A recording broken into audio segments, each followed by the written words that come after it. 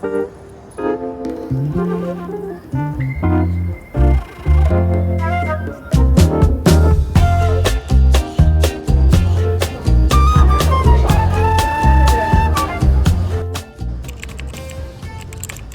in the most modern part of Guangzhou. This area was built, I think, in 2010 to 2013. Yeah, 15 years ago.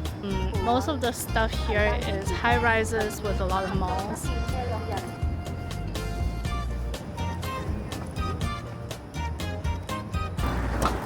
Right now we are going inside to check out a restaurant that my friend opened. It's a hand roll restaurant and it's a Japanese concept that they brought locally to Guangzhou.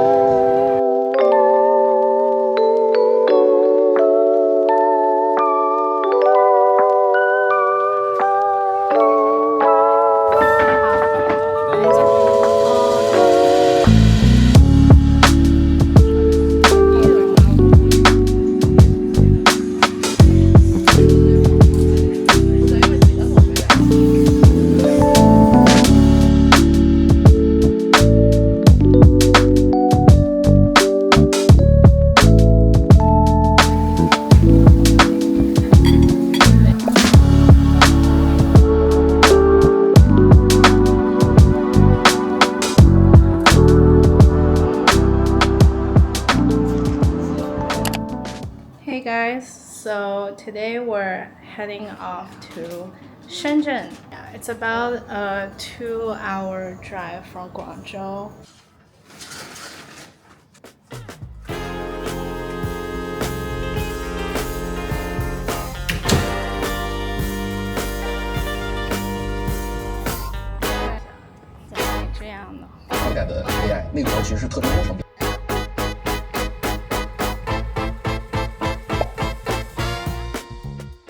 前海是深圳现在造的最 intense 的一片，这片应该是和香港合资。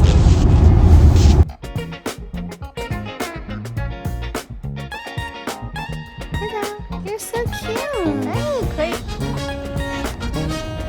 I think Shenzhen is a super unique city, and you can't find this anywhere else in the world. In that, in 1995, it was literally a fishing village with no economic production, no manufacturing capabilities, no people that graduate from university.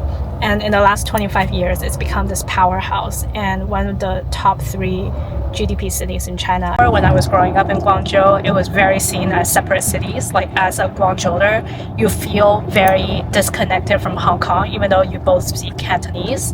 It just felt like Hong Kong was this much more westernized, cooler, more modern city. It was like way more developed than Guangzhou ever was or Shenzhen ever was.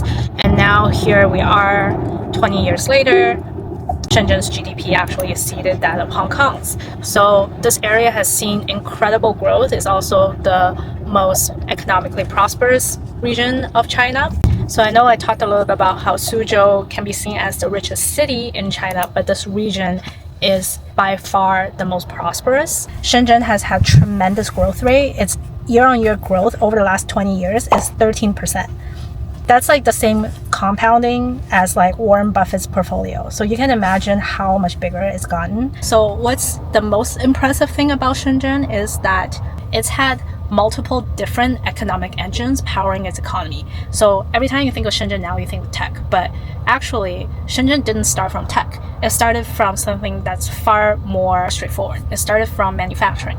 So I talked a little bit about its favorable tax policies, its more open economic regulation. Because of that, it attracted a lot of foreign capital to build factories.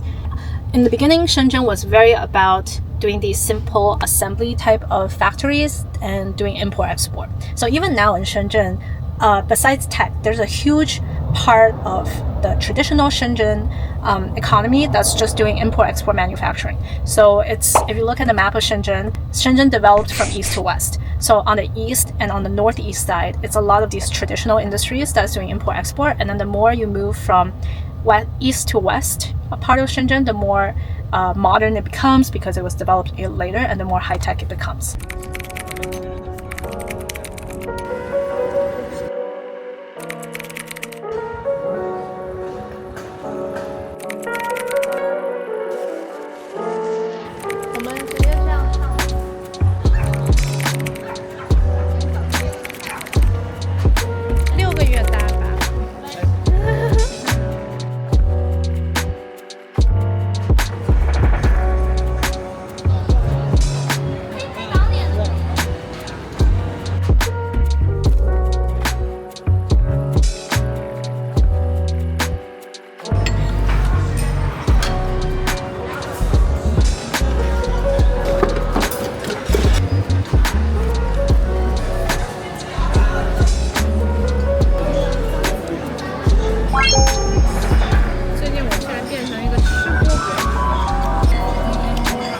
After dinner, my friend suggested we check out Huangjing, which is an ultra high-end luxury retailer for gold jewelry. Now, Chinese people have loved to buy gold since forever, but Huangjing has recently skyrocketed in their stock price as well as popularity because of two reasons. The first is that the chairman of LVMH has recently come to China to visit, and Laopu Gold is one of the only two stores that he checked out. Rumors have it is that LVMH has become a major shareholder in this company. The second reason is that gold prices has been skyrocketing in the last few months. So people have been lining up outside the store for hours in Hong Kong. So when we saw that Shenzhen you didn't have to line up to come inside, we immediately decided to come in to check it out. 去年7月份的多少钱？60。我靠。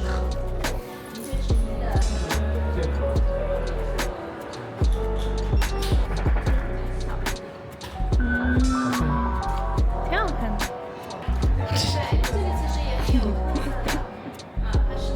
天高射的那个。啊，对，前几天。对。买了那个，它一个烧要多久？4到6个钟吧，4到6周还行，4到6周，但它那顶配要半年。啊。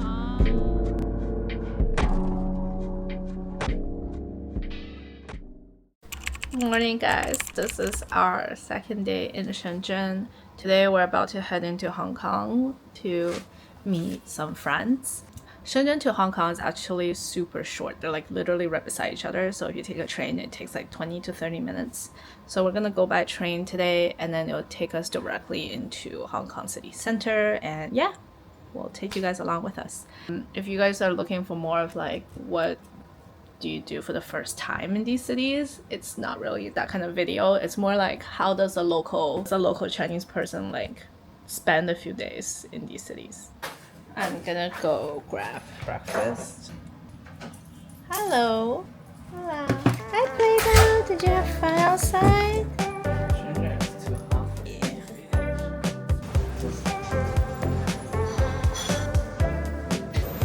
So how buying a ticket works in China is you go on these apps, and then literally there's like a train every 5 minutes. So we're not even gonna buy the ticket until we get to the train station and then figure out which one we can make, because there are just so many.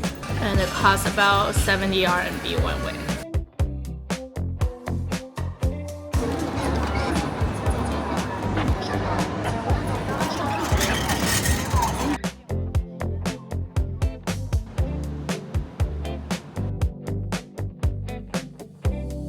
So 香火车是中国的运营跟香港的运营。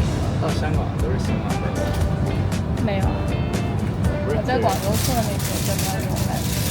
100钱吧，100钱。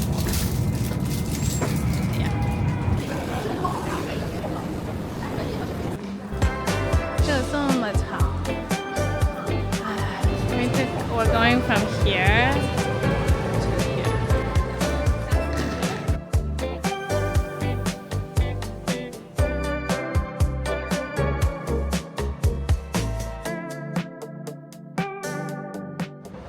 We're in the terrace of IFC, just chilling here. Hong Kong is always very beautiful. The weather is always nice, unless it's typhoon time. But besides that, life of a white-collar banker life in Hong Kong is traveling between different malls. And there are 4 buildings in particular that everyone in finance works out of. One is IFC, which we just went to, and now we're going to ICC, which is on the other side of the river. But they're very uninspiring. They're all just literally malls.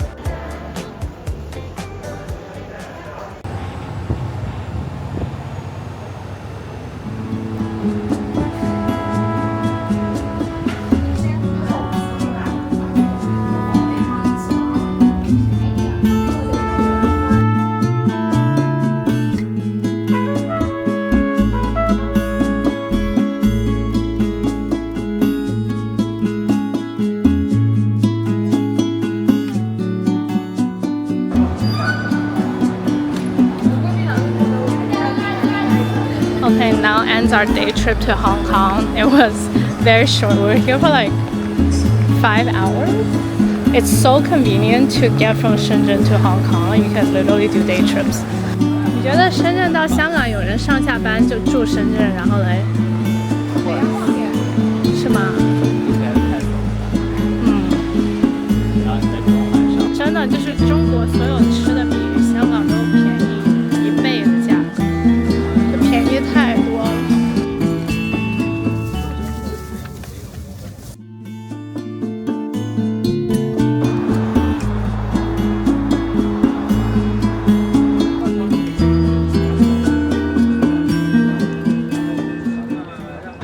其实深圳跟中国很多城市都非常的不一样。中国很多城市都有很强的一个历史背景，然后如果有这个历史背景，它背后也会有很多的 incentive and network and relationship. Shenzhen actually just started from nothing. So the Shenzhen dream is very much like the American dream. Is you can move here as a nobody and completely through sheer hard work and dedication and make tons of money. Yeah, so people in Shenzhen work super, super, super hard.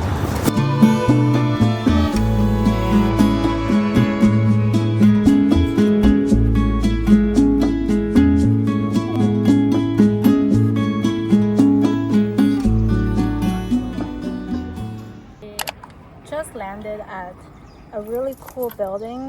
The headquarters is amazing, so we're gonna try to see if we can take a look inside. So behind me is a building that looks exactly like a Gaudi inspired building. So let me show you guys.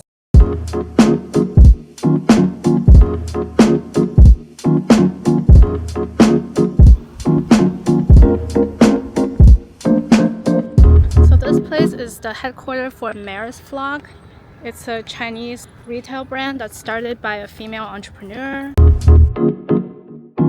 So it took the architecture team 15 years and 2 billion RMB, which is like 300 million-ish, to build this entire building.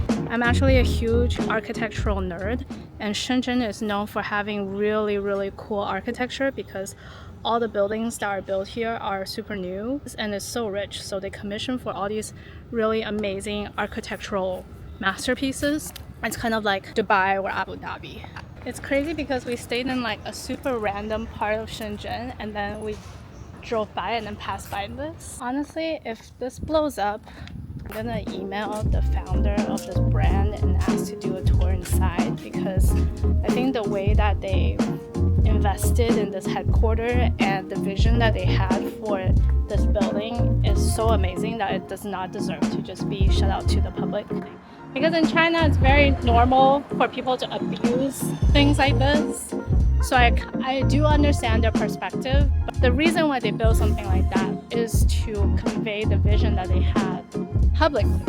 And I think if they find the right people, the right agents to share the message and show people this headquarters, it will be amazing. So here's my petition. If you guys want to see this headquarters, comment down below and I will reach out to the owner and ask to do a tour. She's quite active online, so I'm sure she will say yes. 所以华为应该是哪一片呢？哦，欧洲小镇。它里面还有火车。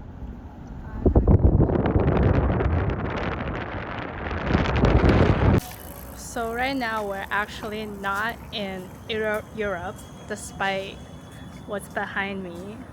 Where we're really at is the Huawei headquarters in Dongguan, Guangdong, which is very close to Shenzhen.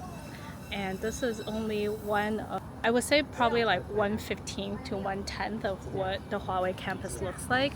Super impressive. Unfortunately, I won't be able to show you guys inside today, but I've been inside. I'll attach some pictures.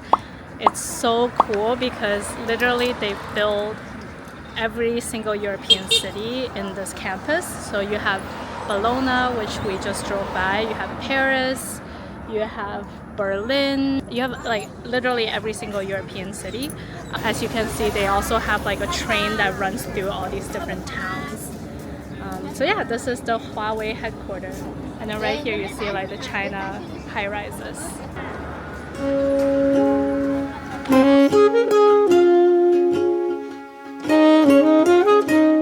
Sun is setting and you can see the Huawei buildings, the lights are lighting up. People are working overtime.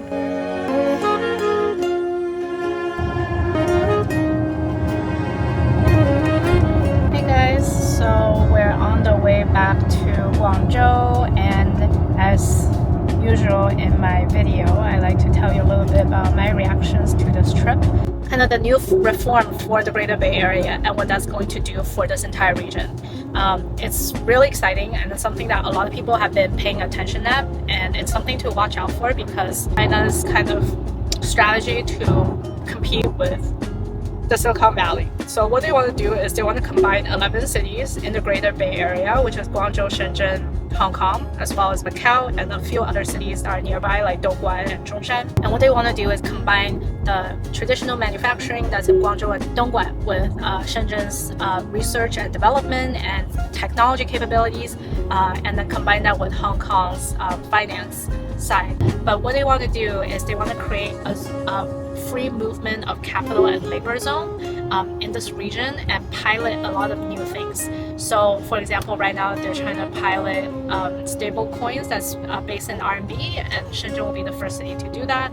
In addition, they're creating a lot of policies so that if you're a foreigner and you have let's say a Hong Kong or Macau ID, you can actually just enjoy the same social benefits and housing benefits as a Shenzhen person. So they're trying to attract a lot of Hong Kong and foreign talent into mainland. Just been a lot of top-down mandate from Beijing to make this area an even more vibrant hub and erase some of the local borders. So as a Guangzhouer, I no longer feel like I'm just in Guangzhou. I feel like I'm part of the Greater Bay Area. So that's just from a policy perspective, what to expect next. We'll see how successful it is, but usually in China, if the intention is there and the right incentive structures are in place and the right engine kickstarts things can grow really fast. So I hope you guys enjoyed a little bit more about this region of China. Previously, I was in Shanghai and Suzhou, and then we drove down because my family is here. So we're gonna do more of these kind of videos too, to give you guys more introduction on China and the different world policies it has for different regions. So let me know if there's anything in particular you guys want to learn more about. Say bye.